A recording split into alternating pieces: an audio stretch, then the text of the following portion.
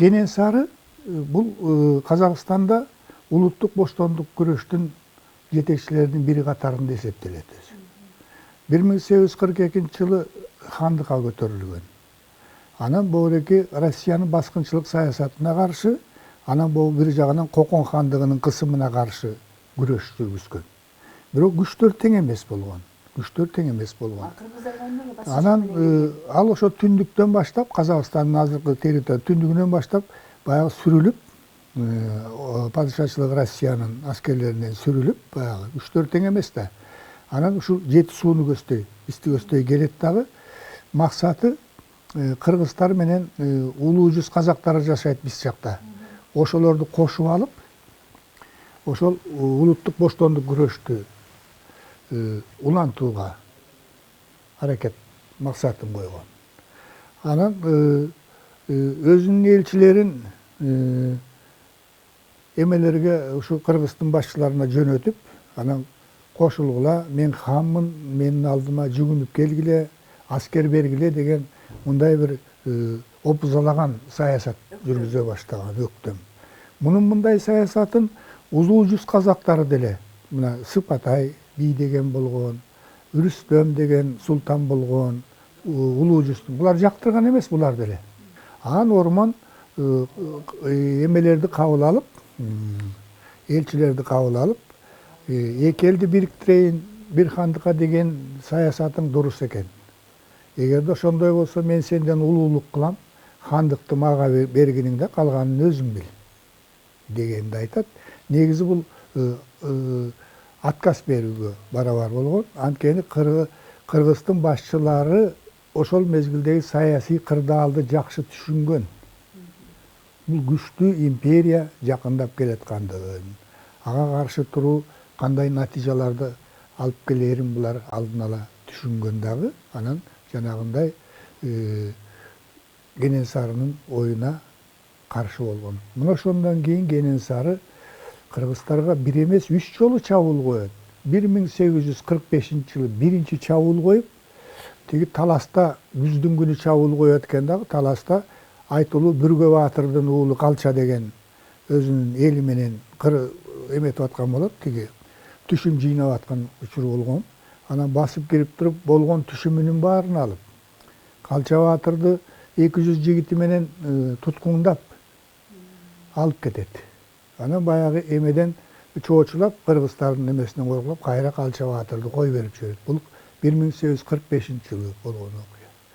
1846-жылы экинчи жолу чабуул коюп, Боғ чүйүнүн этегинен баштап, о негизинен солтолор жашап аткан жерге чабуул коюп, элге кыргын салат. Ошондо солтолордон чыккан тиги Жамангара баатыр деген болгон. Ошол Жамангара Бөлөкбай уругунан солтонун ишинен, Бөлөкбайдын бөрүлөрү деп койгон буларды. Булар абдан кыйын жоокерлер болгон да. Ошолор катуу сок куруп. Анан кийин тиги бул жерден кубалап чыккан. Кенесарынын жоокерлерин. Анан Кенесары сураштырып, бул баатыр каяктан чыкты? Бул эмне деген баатыр? Мунун көзүн тазалабасак болбойт деп, эмне кылабыз деп кеңешип отуруп, ошол Жамангаранын казактардан Шорук деген досу болгон экен. Ошо Шорук айтат экен, тиги досуң экен, чакыр. Жарашалы деп атат Кенесары деп, чакыр дейт дагы. Анан бир 12-13 киши менен баатыр деген ишенчээк болот да. Эми боло тиги досу чакырып атса, анан ошол жака барат Шорук досунун үйүнө. Барганда ошол жерден кармап алып, барганда эле тиги жанында барган 12 кишини мугустап өлтүрүп, Кенесарынын буйругу менен. Анан тиги түрүлөй эки капталын жарып, Жамангара баатырдын бөйрөктөрүн суурутат. Анан ошондон кийин дагы ошол Санжырада айтылат, дагы ошондо оорунан туруп 100 метрче баскан экен кайран киши. 100 метрче басганын артынан баягы казактар шылдыңдап келатканда дагы бир боз үйдө жолонуп турган, жана боз үйдү көтөргөн эмне коет? Баканды ала коюп шилтегенде ошол бир казакка тийип мүрт кеткен экен дейт ошол жерден. Анан андан ары барып жыгылып өлөт. Бул экинчи жолку чабуулу анын натыйжасы. Üçüncü жолу 1847 жылы жаз айында алаш албырт болуп турган мезгилде. Анан 20.000 аскер менен. 20.000 аскер болгондо да кыргыздардын арасында баягы Ормонхандын тегерегинде жүргөн 30-40 жигиттин эле бир атар мынтыктар болгон. А тигилерде бататар 1500 мынтык болгон экен. Анан ошо менен чүйүнүн этегинен анан чабуул коюп, анан элди кырып атпайбы? Элди кырып. Анан кийин жөн турбай тиги жанагы Солтонун мыктыларынын көрүн аштырып, сөөгүн чачып, кар жиликтерин жерге кактырып, анан тиги мына бул жашыруун деле болбой калды. Боюнда бар аялдардын курсагын жардырып, анан баланы муустатып туруп, анан керегенин башына илип коюп атпайбы?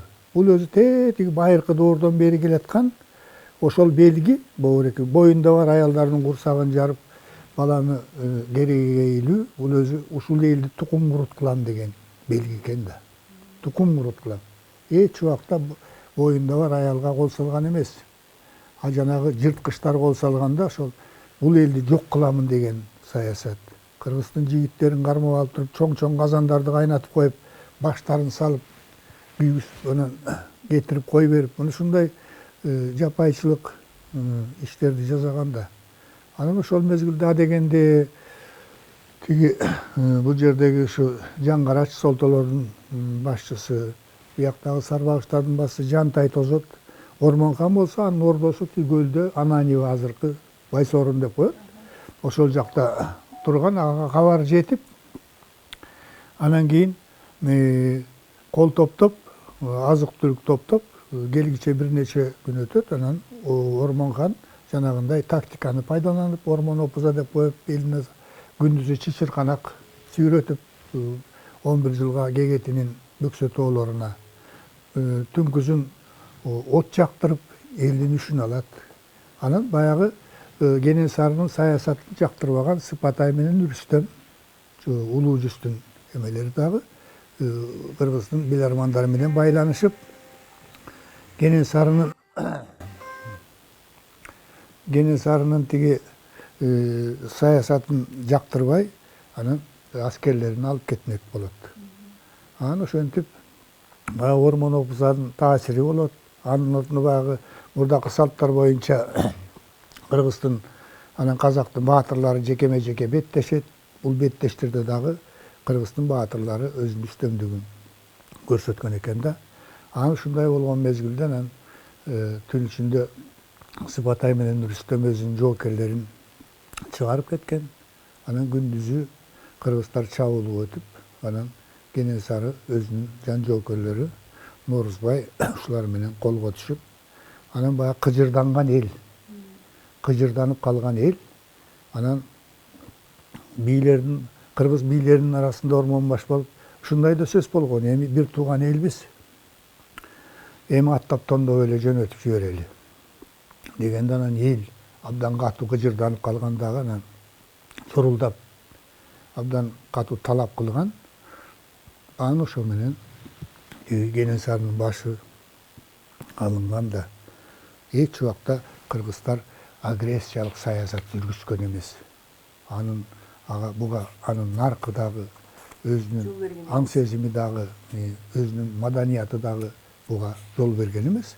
А бирок катылып келип, жанагындай